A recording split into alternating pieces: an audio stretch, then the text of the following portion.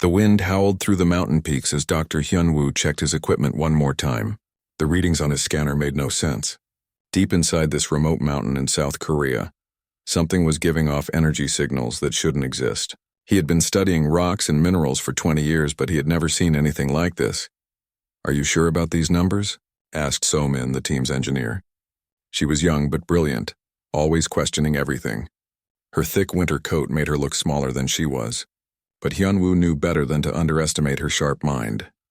"I've checked them 5 times, Hyunwoo replied, his breath forming white clouds in the cold air. "Something is down there about 200 meters below us.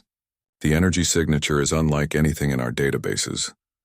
Taeyang, their third team member, was already setting up his archaeological equipment.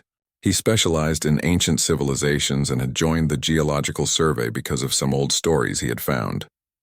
Local villagers had talked about strange lights in these mountains for generations, but everyone had dismissed them as folklore. "The legends might be true after all," Taeyang said quietly. "My grandmother used to tell stories about spirits living in these peaks. Maybe they weren't spirits." The 3 scientists had been friends since university. They worked well together because they each brought different skills to their research. Hyunwoo understood the Earth and its secrets. So-min could build or fix anything with moving parts. Taeyang could read the traces that ancient people left behind. They had been hiking for 3 days to reach this spot. The mountain was so remote that no roads came close to it. They had to carry all their equipment on their backs, including the heavy drilling gear So-min needed to reach the source of the strange signals. "We need to go deeper," Hyunwoo announced after studying his readings again. "There's a cave system about 50 meters to the east. My scans show it connects to whatever is generating these energy patterns." The cave entrance was hidden behind a wall of thick bushes and fallen rocks. It looked like no one had been there for hundreds of years. So-min used her tools to clear a path while Taeyang photographed everything. As an archaeologist, he wanted to document how they found the site. Inside the cave, their flashlights revealed smooth stone walls that seemed almost too perfect to be natural. The air was warmer than expected, and there was a faint humming sound that seemed to come from everywhere and nowhere at once. "This isn't a natural cave," Taeyang observed, running his hands along the walls. "Look at these cuts in the stone. Someone or something carved this tunnel." They followed the passage deeper into the mountain. The humming sound grew louder with each step. Hyunwoo's scanner was going crazy, showing energy levels that were off the charts. So-min checked and rechecked her equipment, making sure it wasn't malfunctioning. After walking for nearly an hour, they reached a massive underground chamber. Their flashlights couldn't reach the ceiling, but the walls curved away into darkness on both sides. And there, embedded in the far wall, was something that made all 3 scientists stop breathing. It was a perfect circle of metal, nearly 10 meters across. The surface was darker than anything they had ever seen, but it seemed to pulse with its own inner light. Strange symbols were carved around the edges, glowing faintly with blue-white energy. "What is that?" So-min whispered. Hyunwoo approached the structure slowly, his scanner beeping frantically. "The energy readings are incredible. This thing is generating more power than a small nuclear reactor, but I'm not detecting any radiation." Taeyang was already taking pictures and making notes. The symbols around the edge were unlike any ancient writing he had studied. They seemed to shift and change when he wasn't looking directly at them. "These markings, they're not from any human civilization I know about," he said. "The craftsmanship is perfect. Too perfect. Look at how the metal joins with the stone. It's like they grew together." So-min set up her analysis equipment and began scanning the structure. "The metal is composed of elements I've never seen before. My computer can't even identify half of the materials in this thing." The 3 friends spent hours examining their discovery. Every test they ran only deepened the mystery. The structure was clearly artificial, but it was made with technology far beyond anything humans had ever developed. The age of the surrounding rock suggested it had been there for thousands of years, maybe longer. As the day wore on, they became more and more excited. This was the discovery of a lifetime. Nothing like it existed anywhere in the scientific literature. They were looking at proof that someone with advanced technology had visited Earth long before recorded history. "We need to contact the university," Hyunwoo said finally. "This is too big for just the 3 of us." But before they could pack up their equipment, Taeyang made a mistake that changed everything. While trying to get a better photograph of the symbols, he leaned too close to the structure. His hand brushed against one of the glowing markings. The reaction was immediate and terrifying. The entire chamber filled with blinding white light. The humming sound became a roar that seemed to shake the mountain itself. The three scientists threw themselves to the ground, covering their eyes and ears. When the light finally faded and the sound stopped, they slowly raised their heads. The circular structure was no longer just a piece of ancient metal embedded in the wall. Now it showed a view of somewhere else entirely. Through the opening, they could see a landscape under an alien sky. Red sand stretched to the horizon under clouds that glowed with purple light. Strange rock formations twisted up from the ground like frozen lightning, and in the distance, structures that were clearly buildings but unlike any architecture on Earth. "Are we seeing what I think we're seeing?" So-min asked, her voice barely a whisper. Hyunwoo checked his instruments with shaking hands. "It's not a recording or a projection. The air pressure on the other side is different. The atmospheric composition. There's more nitrogen and less oxygen than Earth's atmosphere." Tae-yang stood up slowly and walked toward the opening. "It's real. We're looking at another world." The implications hit them all at once. This wasn't just an archaeological discovery or a geological anomaly. They had found a doorway to somewhere else entirely, a place that was definitely not on Earth. "What do we do now?" So-min asked. The three friends looked at each other, then back at the impossible view through the circular opening. They were scientists, trained to observe and understand the world around them, but nothing in their education had prepared them for this moment. In the distance, through the portal, something moved across the alien landscape. It was too far away to see clearly, but it was definitely alive and definitely not human. "We document everything," Hyunwoo said finally. "We take measurements, photographs, and samples. We approach this scientifically." "And then?" Tae-young asked. Hyunwoo looked at the portal again, watching the alien sky shimmer with colors that had no names in any human language. "Then we decide whether humanity is ready to learn that we're not alone in the universe. The discovery in the mountain cave would change everything. But first, they had to figure out exactly what they had found and what it meant for the future of their species." The portal waited, showing them glimpses of a world beyond their imagination, while three friends from Earth stood at the threshold of the greatest adventure in human history. The three friends spent 2 days studying the portal before they made their decision. They had contacted no one. They had sent no messages to the university or the government. This discovery was too important and too dangerous to rush. Hyunwoo had run every test he could think of. The portal was stable. The atmosphere on the other side would support human life, though they would need breathing masks to be safe. The gravity seemed similar to Earth's, but most importantly, they had seen no signs of immediate danger. "The temperature over there is about 15 degrees warmer than here," So-min reported, checking her instruments one more time. "The air has less oxygen, but it won't kill us. And I've been monitoring for 3 hours. Nothing has come close to the portal from their side." Tae-yang finished packing his archaeological gear. "If we're going to do this, we need to do it right. Full documentation. We might be the first humans to visit another world. Are we sure about this?" Hyunwoo asked, though he already knew the answer. They were scientists. This was what they had trained their whole lives to do. Explore the unknown. Understand what they found. Document everything. "We'll go through together," So-min said. "Stay connected by radio. If anything goes wrong, we come back immediately." They put on their breathing gear and safety equipment. So-min carried her engineering tools and scanners. Tae-yang had his cameras and sample containers. Hyunwoo brought geological equipment and emergency supplies. Taking a deep breath, Hyunwoo stepped through the portal first. The sensation was like walking through cool water, but without getting wet. For a moment he felt weightless and dizzy. Then his feet touched solid ground on the other side. The alien world was even more beautiful and strange than it had looked through the portal. The red sand was actually made up of tiny crystals that sparkled in the strange light. The purple clouds moved in patterns that seemed almost alive, and the smell in the air was like nothing on Earth, sweet and metallic at the same time. So-min and Tae-yang followed him through. For several minutes they just stood there, looking around in amazement. They were the first humans to stand on an alien world. "The soil composition is fascinating," Hyunwoo said, collecting samples. "High silicon content, but with minerals I've never seen before."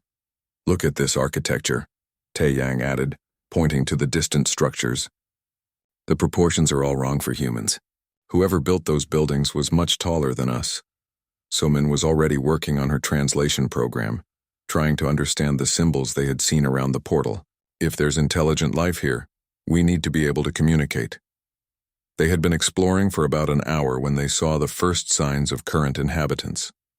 Marks in the sand that looked like vehicle tracks, pieces of metal that were clearly manufactured, and then in the distance movement. A group of tall figures was approaching across the red sand. They moved in formation like soldiers or guards. As they got closer, the humans could see that these beings were definitely not human. They stood nearly 3 meters tall. Their skin was covered in scales that shifted color in the alien light. They had long, strong-looking arms and legs, and heads that were shaped like triangles with large, intelligent eyes. They wore armor that seemed to be made from the same dark metal as the portal. "Stay calm," Hyunwoo whispered into his radio. "Don't make any sudden movements." The alien leader stepped forward. When it spoke, the sounds were like nothing in any human language, deep musical tones that seemed to come from multiple places in its throat at once. Somin quickly activated her translation program and pointed it at the speaker. The computer worked frantically to find patterns in the alien speech. "Greetings, strangers," the device finally announced in mechanical-sounding Korean. "You have traveled through the gateway of the ancients. This is the territory of the Kethai. I am War Master Drakthos. State your purpose here." The humans looked at each other. First contact with an alien civilization. This was the moment that would determine the future relationship between their species. "Greetings, War Master Drakthos," Hyunwoo replied carefully. "We are explorers from the world called Earth. We found the gateway by accident and came through to learn about your world. We mean no harm." The translation device converted his words into the musical tones of the alien language. Drakthos listened, then made sounds that might have been laughter. "Earth," the alien said. "We had heard legends of the lost gateway but thought it was permanently sealed. You claim to be from a world that was lost to us thousands of years ago. Lost to you?" Taeyang asked. "You know about Earth? The gateways were built by the ancients, the race that came before all others," Drakthos explained. "They connected many worlds before they vanished. Most gates have been silent for centuries. The Earth Gate was thought destroyed, so Min's mind was racing. How many worlds? How many different species? Dozens of worlds. Many races. The Kethai are the strongest, so we control this region of the network." The alien's tone became more threatening. "Which brings us to an important question. What gives your primitive species the right to reopen a sealed gateway?" The word primitive stung, but Hyunwoo kept his voice calm. "We don't claim any right. We're just explorers trying to understand what we found." "Explorers," Drakthos repeated. "How many of your kind know about this gateway?" "Just us 3, Somin answered honestly. The aliens made sounds among themselves that the translation device couldn't interpret. Finally, Drakthos spoke again. "This creates a problem. Your world was sealed for good reasons. The species there was considered too dangerous to be part of the greater network." "Dangerous?" Taeyang asked. "Why dangerous?" "According to the records, humans were unpredictable.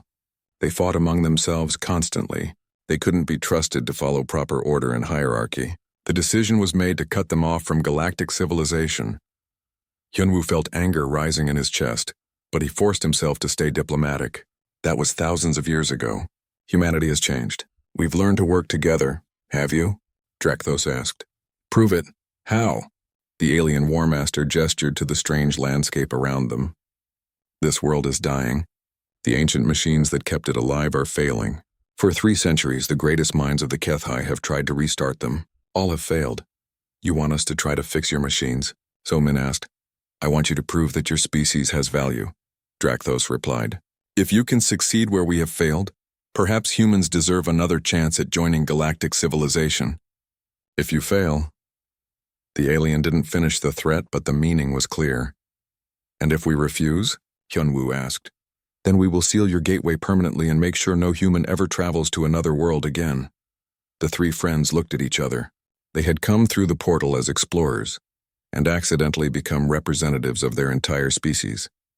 The future of humanity's place in the universe now depended on their ability to solve a problem that had stumped an advanced alien civilization for 300 years. "How long do we have?" Taeyang asked. 3 of your Earth days," Drakthos answered. "The ancient city is half a day's travel from here. We will provide transportation and basic supplies, but the solution must come from your own minds. And if we succeed, then perhaps the galaxy will learn that humans are not as primitive as the old records claim."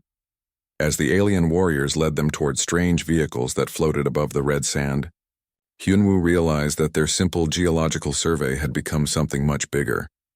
They were no longer just scientists studying an interesting discovery. They were ambassadors for all of humanity, carrying the hopes of their species into the unknown. The wind blew red dust across the alien landscape as they traveled toward the ancient city, where machines older than human civilization waited to test whether humans deserved their place among the stars. The ancient city was like nothing the humans had ever imagined. Massive towers spiraled up toward the purple sky, their surfaces covered in the same strange symbols they had seen around the portal. But despite its beauty, the city was clearly dying. The buildings were cracked and weathered. Strange plants had grown through the streets, their twisted roots breaking apart the ancient roads, and everywhere there was silence. No movement except for the wind blowing red dust through empty windows. This was once the greatest city on Viridian Prime, Drakthos explained as their floating vehicle descended toward the center of the ruins. 2 million Kethai lived here when the machines worked properly. Now barely 50,000 survive in the outer settlements. Hyunwoo looked around at the destruction. What exactly did these machines do? They controlled the weather, purified the water, and enriched the soil, the alien War Master replied. The ancients built them to make this world perfect for life. When they stopped working, our civilization began to collapse. The vehicle landed near the largest tower in the city center. As they climbed out, Somin immediately began scanning the area with her equipment. I'm detecting massive energy sources underground. Whatever these machines are, they're still receiving power. Yes, Drakthos said. The power systems still function. It's the control mechanisms that have failed. The machines receive energy but don't know what to do with it. They entered the tower through an opening that was clearly designed for beings much taller than humans. Inside, the walls were covered with more of the glowing symbols. But these were different from the ones around the portal. They seemed more complex, arranged in patterns that hurt to look at directly. Our greatest scientists have studied these control panels for 3 centuries, Drakthos explained. We understand perhaps 1 symbol in 10. The language of the ancients is far beyond our comprehension. Taeyang was already taking pictures and making notes. These aren't just symbols. They're a complete writing system. Look at how they connect to each other. It's like a 3-dimensional language. Can you read it? Somin asked. Not yet, but I might be able to figure out the basic structure. Archaeological linguistics is all about finding patterns in unknown languages. While Taeyang worked on the symbols, Hyunwoo and Somin examined the machinery. The technology was incredible. Devices that seemed to bend space and time, energy conduits that carried power without any visible connections, control systems that responded to thoughts rather than touch. This is impossible, Somin muttered, running her scanners over a device that seemed to phase in and out of reality. According to my instruments, this machine exists in multiple dimensions at the same time. The ancients were the first species to achieve true mastery over the physical universe, Drakthos said, with something that might have been respect. They could reshape matter and energy at will. That's why their disappearance is such a mystery. What happened to them? Hyunwoo asked. No one knows. One day they were here building wonders across the galaxy. The next day they were gone.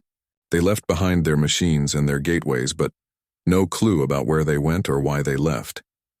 As the hours passed, the 3 humans worked frantically to understand the alien technology. Somin mapped the energy flows and mechanical connections. Taeyang decoded more and more of the symbol language. Hyunwoo studied the geological impacts of the failing machines, but despite their best efforts, they seemed no closer to a solution. The technology was simply too advanced. It was like trying to repair a computer using Stone Age tools. We're missing something fundamental, Hyunwoo said as the first day ended. This isn't just a mechanical problem. There's something else going on here. That night, they camped in the ruins while Drakthos and his warriors kept watch. The 3 friends sat around a small fire, sharing their thoughts and frustrations. I've translated about 30% of the symbols, Taeyang reported, but the control sequences don't make sense. It's like they're written for multiple minds working together, not for a single operator. Multiple minds? Somin looked up from her notes. What do you mean? Look at this control panel. Taeyang showed them his photographs. The symbols are arranged in 3 separate sections. Each section uses a different logical structure. It's like it was designed for 3 different types of thinking. 3 different types? Hyunwoo studied the images. Or 3 different people working together. Somin's eyes lit up. That's it. The HFY have been trying to solve this problem using their traditional hierarchy. One leader making all the decisions while everyone else follows orders. But what if the ancients designed these machines for cooperation, not hierarchy? They spent the second day testing this theory. Instead of trying to understand the entire system individually, they divided the work. Taeyang focused on translating the symbols. Somin mapped the mechanical connections. Hyunwoo studied the environmental impacts and requirements. But more importantly, they shared everything they learned immediately. Every discovery, every theory, every failed attempt. They worked as a team, building on each other's ideas instead of competing for leadership. By the end of the second day, they had made more progress than the HFY had in centuries. The machines aren't broken, Somin announced excitedly. They're waiting for the right kind of input. Look at these energy patterns. They're designed to respond to harmonious frequencies from multiple sources. Harmonious frequencies? Drakthos asked. The alien war master had been watching their work with growing interest. The control system requires 3 different types of input at the same time, Hyunwoo explained. Logical analysis, creative interpretation, and environmental awareness. No single mind can provide all 3 simultaneously. The HFY way is for the strongest to lead and others to follow, Drakthos said slowly. We have never tried true cooperation. That's why you couldn't restart the machines, Taeyang realized. The ancients built them to require cooperation. They wanted to make sure that only species capable of working together could use their technology. On the 3rd day, they prepared for their attempt to restart the ancient systems. Based on their analysis, they had identified the main control center deep beneath the tower. It was a chamber filled with devices that seemed to exist partly in other dimensions. Are you certain this will work? Drakthos asked as they descended into the depths of the ancient city. No, Hyunwoo admitted. But we understand the principle now. The machines want cooperation, not domination. They want harmony, not hierarchy. The control chamber was breathtaking. Crystalline structures reached from floor to ceiling, pulsing with contained energy.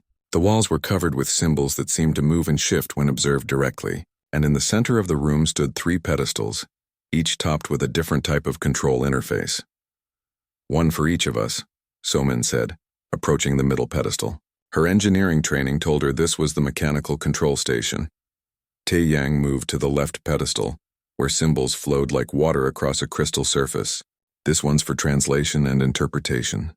Hyunwoo took the right pedestal, which seemed to display real-time information about the planet's geological and environmental status.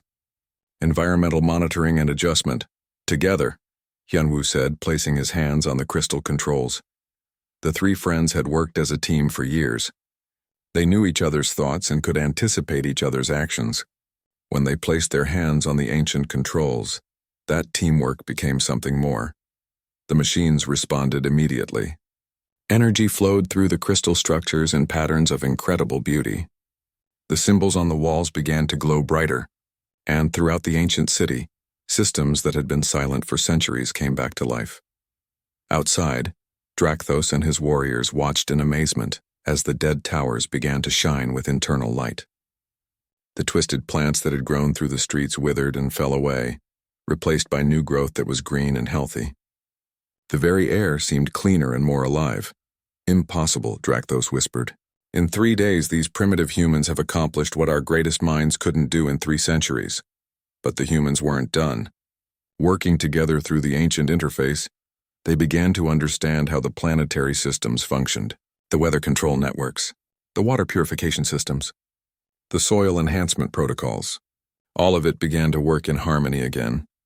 As the sun set on their 3rd day, the ancient city was alive again. Water flowed in fountains that had been dry for generations.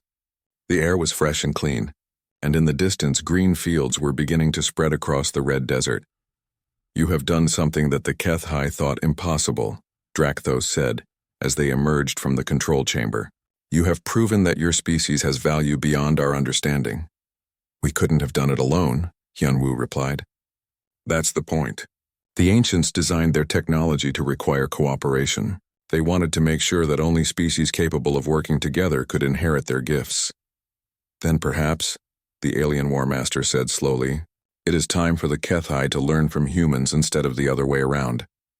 As they prepared to return to the portal, the three friends realized that they had done more than restart some ancient machines. They had proven that humanity's greatest strength wasn't technology or intel. The success on Viridian Prime changed everything. Word of the humans' achievement spread quickly through the Gateway network, reaching civilizations that had considered the terraforming problem unsolvable. Drakthos, once skeptical of human capabilities, became their strongest advocate. The humans must be brought to the hub, he argued during a council meeting with representatives from other worlds. If they can solve problems that have stumped us for centuries, the Council of Worlds needs to hear what they have to say. The hub was the center of galactic civilization, a massive space station positioned at the intersection of dozens of gateway routes. It served as the meeting place for all the species connected by the ancient network. For thousands of years, it had been the seat of the Council of Worlds, the loose confederation that maintained peace and trade between the different planets. Hyunwoo, Somin, and Taeyang had returned to Earth briefly to report their discovery to the Korean government. The news that humans had made contact with alien civilizations sent shockwaves around the world. But before Earth's leaders could decide how to respond, the invitation to the hub arrived. This is unprecedented, Drakthos explained as he led them through a much larger gateway on Viridian Prime. No species has ever been invited to the hub after such brief contact. Usually it takes centuries of observation and testing. The gateway to the hub was unlike the simple portal they had found on Earth. This one was surrounded by massive technological installations that hummed with barely contained energy.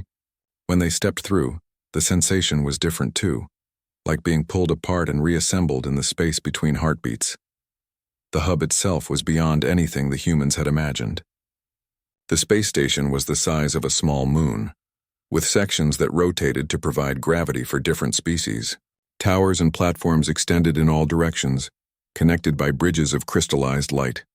And everywhere, beings from dozens of different worlds went about their daily business. How many species are there? Somin asked, staring in amazement at the variety of life forms around them. 47 species are currently active in the Council, Drakthos replied, though some have been members for so long that they rarely participate in current affairs.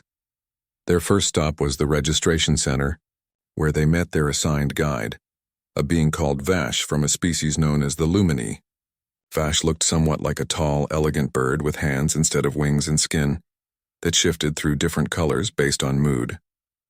Welcome to the hub, humans, Vash said in perfect Korean, though the translation device around their neck showed they were actually speaking in musical tones. I am honored to be your introduction to galactic society. As they toured the station, the humans met representatives from many different species. The Zephyrians were a hive-minded race that functioned as a single collective intelligence. The Vorthak were ancient beings who had been alive since before the ancients disappeared, serving as living libraries of galactic history. The Nexari were master traders who could calculate complex economic equations in their heads. Each species had evolved to fill specific roles in galactic civilization. Some were builders, others were thinkers.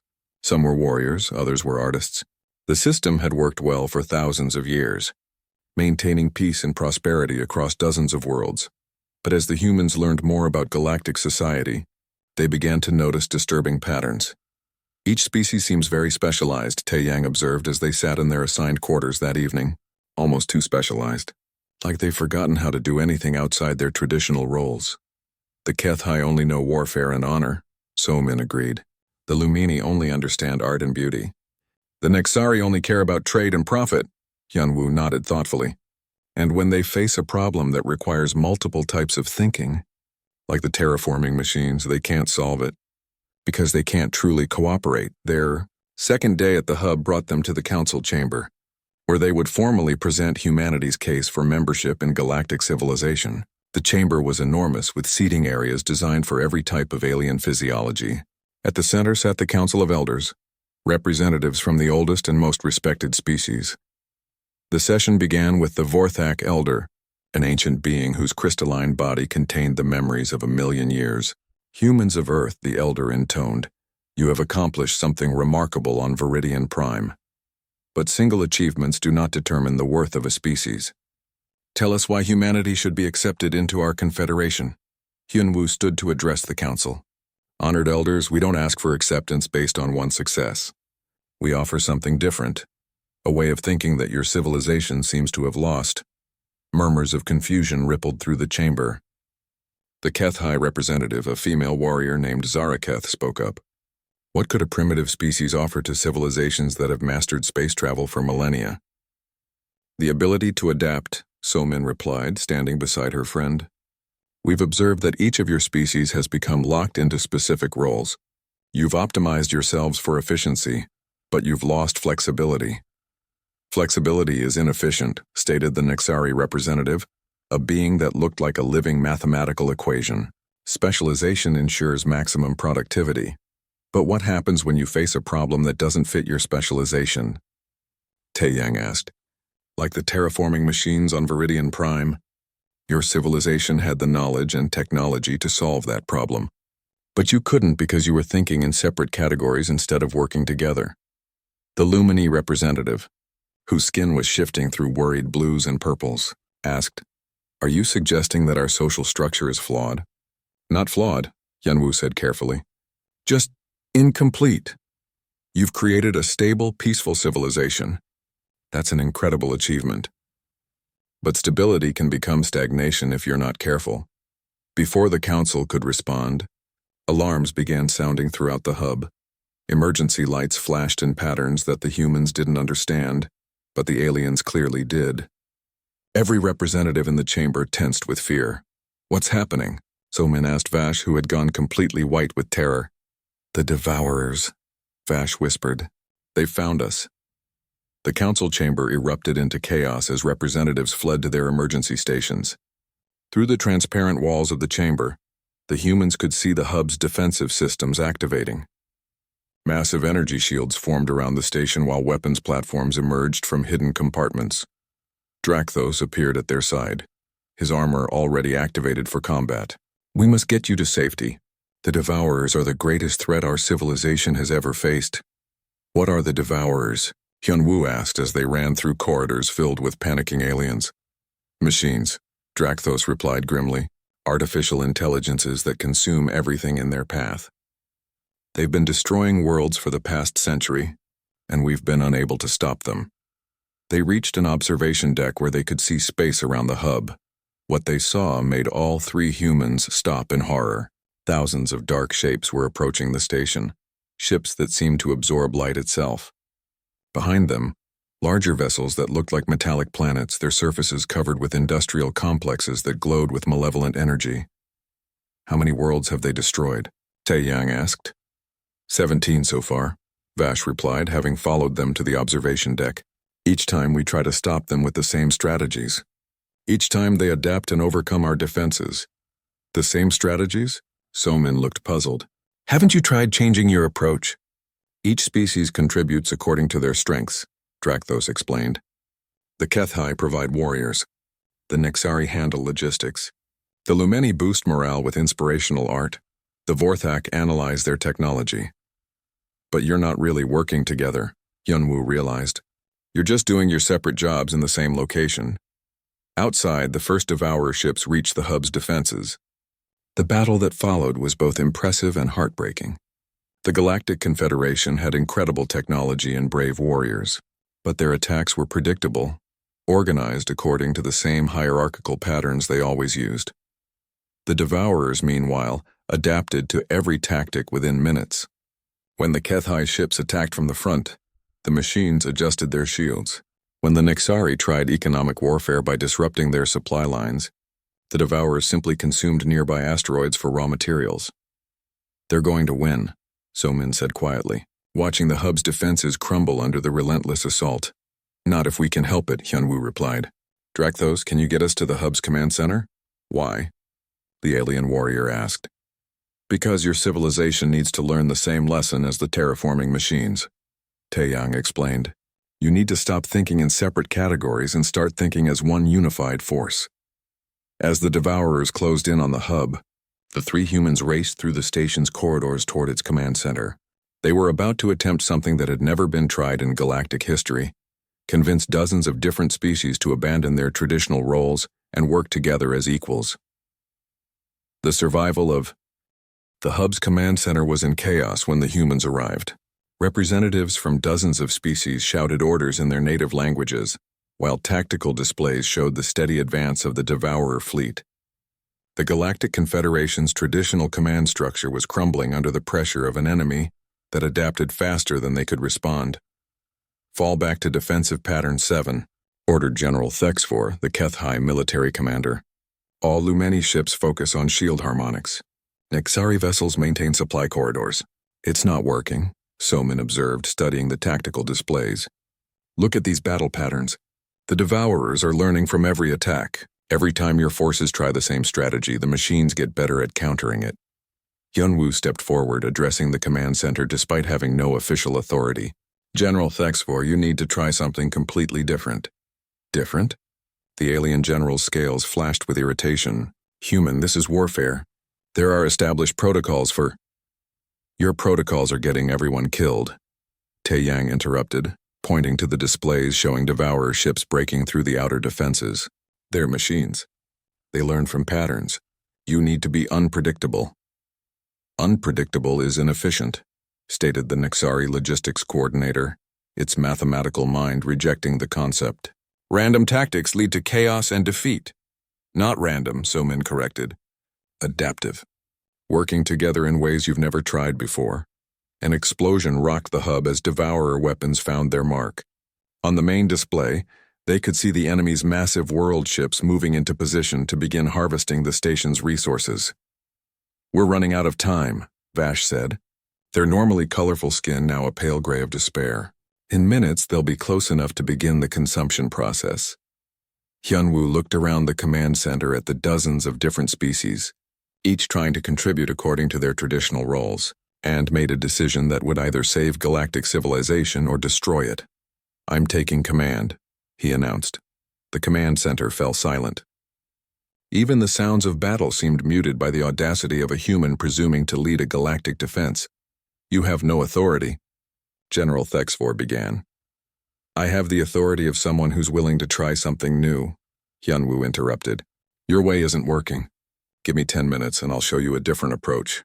And if you fail," asked the Vorthak elder, whose crystalline form had been monitoring the battle from a corner of the command center, "then we'll fail doing something different instead of failing the same way you've been, failing for a century." Drakthos stepped forward, his hand on his weapon. For a moment, the humans thought their friend might try to stop them. Instead, he turned to address the other aliens. "The humans solved the terraforming problem that had stumped us for 300 years, he announced. "In 3 days, they accomplished what our greatest minds couldn't do in 3 centuries. I suggest we listen to them." "You're insane," General Thexfor declared. "All of you." "Maybe," Somin admitted. "But insanity might be exactly what we need right now." With reluctant agreement from the alien commanders, Hyunwoo began reorganizing the entire defense. Instead of having each species perform their traditional roles, he mixed them together in ways that had never been attempted. "HFY warriors, I want you working directly with Lumeni artists," he ordered. "The artists will help you think creatively about tactics, while you provide the courage to implement bold strategies." "Impossible," General Thexfor protested. "Warriors don't work with artists." "They do now," Taeyang said firmly. "Nexari traders, you're partnering with Vorthak historians. Use your economic thinking to find the patterns in the Devourers' behavior, while the historians provide context about similar threats from the past. This violates every principle of efficient organization," the Nexari coordinator complained. "Good," Somin replied. "The Devourers have learned to counter efficient organization. Time to try something they can't predict." As the mixed teams began working together, something remarkable happened. The rigid thinking patterns that had locked each species into their traditional roles began to break down. HFY warriors started approaching combat like an art form. Lumeni artists began seeing beauty in mathematical precision. Nexari traders discovered the economic value of historical knowledge. "The Devourers are adapting to our new formations," reported a Zephyrian collective mind that was monitoring enemy movements. "But their adaptation rate has slowed significantly." "They're confused," Hyunwoo realized. Their programming is designed to counter predictable behavior. When we start acting unpredictably, they don't know how to respond. The first sign of success came when a mixed squadron of HFY and Lumeni ships managed to break through the Devourer lines, using a tactic that combined artistic inspiration with warrior courage. Instead of following established attack patterns, they improvised a dance-like movement that confused the enemy's targeting systems. "It's working," Vash reported, their skin brightening with hope for the first time since the battle began. Devourer response time is down by 40%. But Hyunwoo knew that tactical success wasn't enough. The Devourers still had overwhelming numbers and firepower. To truly win, they needed to strike at the heart of the enemy fleet, the massive world ships that coordinated the entire invasion. "Taeyang, what have you learned about Devourer command structure?" he asked. "It's completely centralized," Taeyang replied, studying data streams from the battle. "Every ship receives orders from the world ships. If we could disrupt their command network, we need to get inside one of those world ships," Somin concluded. "But their defenses are impenetrable." "Not impenetrable," Drakthos said slowly. "Just designed to stop conventional attacks. What if we tried something unconventional?" The plan they developed was insane by any military standard. Instead of trying to break through the world ship's defenses, they would surrender to them. A small group would allow themselves to be captured and brought inside for processing. Once inside, they would attempt to access the Devourer command network and turn it against itself. "This is suicide," General Thexford declared when he heard the plan. "Probably," Hyunwoo agreed, "but it's unpredictable suicide. The Devourers won't see it coming." The volunteer team consisted of one representative from each major species, along with the 3 humans. They boarded a damaged shuttle and transmitted a false distress signal, allowing themselves to be captured by a Devourer harvesting ship. Inside the world ship, they found a nightmare of industrial efficiency. Massive machines processed captured materials and beings with cold precision. The Devourers themselves were revealed to be ancient mining robots that had somehow evolved beyond their original programming, becoming a plague that consumed everything in their path. "There," Somin pointed to a central processing node. "That's their main command interface, if I can access it." But getting to the interface required passing through security systems designed to stop any known form of infiltration. Once again, the solution came from cooperation between different types of thinking. Vash used Lumeni artistic intuition to find beauty in the apparently random security patterns. A Vorthak historian provided context about similar ancient technology. A HFY warrior provided the courage to attempt the impossible, and an Nexari trader calculated the precise timing needed for success.